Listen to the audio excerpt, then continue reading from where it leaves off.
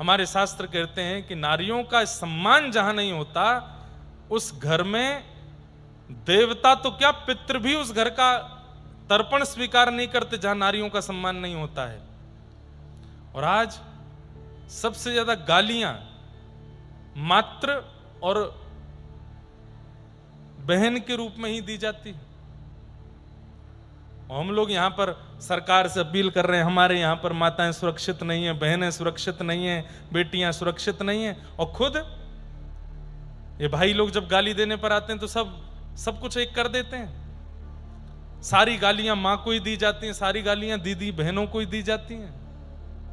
कितने गंदे गंदे शब्दों का प्रयोग करते हैं।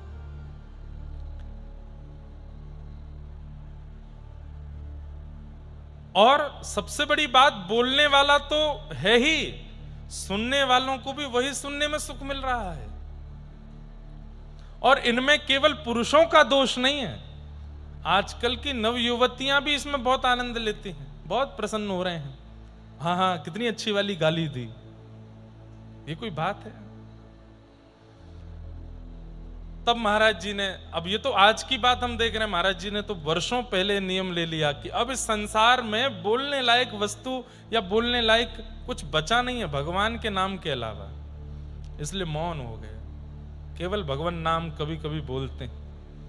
मैंने एक बार स्वर सुना था महाराज जी का, महाराज जी को भी स्मरण नहीं होगा, कि जब मास कथा हो रही थी तो अचानक से गोदावरी जी में जल आया था और पूरा दत्त धाम इतना आनंद में आ गया था। मुकुंद काका भी थे साथ में, आप भी शायद गोविंद काका की उस दिन आए थे, तो हम लोग सब लोग गए थे नीचे गोदावरी स्नान करने, महाराज जी भी आए। तो जब मुकुंद काका स्नान कर रहे थे तब महाराज जी ने उनके पीछे खड़े होकर के एक बार कहा था, दिगंबरा, तो मैं वहीं पास ही खड़ा था। तब मैंने बस स्वर पहली बार महाराज जी का सुना, और वो स्वर इतना अद्भुत था। ये हम महाराज जी को संकुचित करने के लिए महाराज जी को नहीं बोल रहे हैं, आप सबके बीच अपने भाव बता रहे हैं।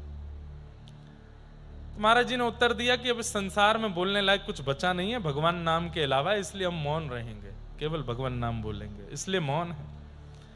फिर प्रश्न हुआ कि आप किसी का स्पर्श क्यों नहीं करते? इसका उत्तर सुन के तो मैं रात में बड़ा प्रसन्न हुआ।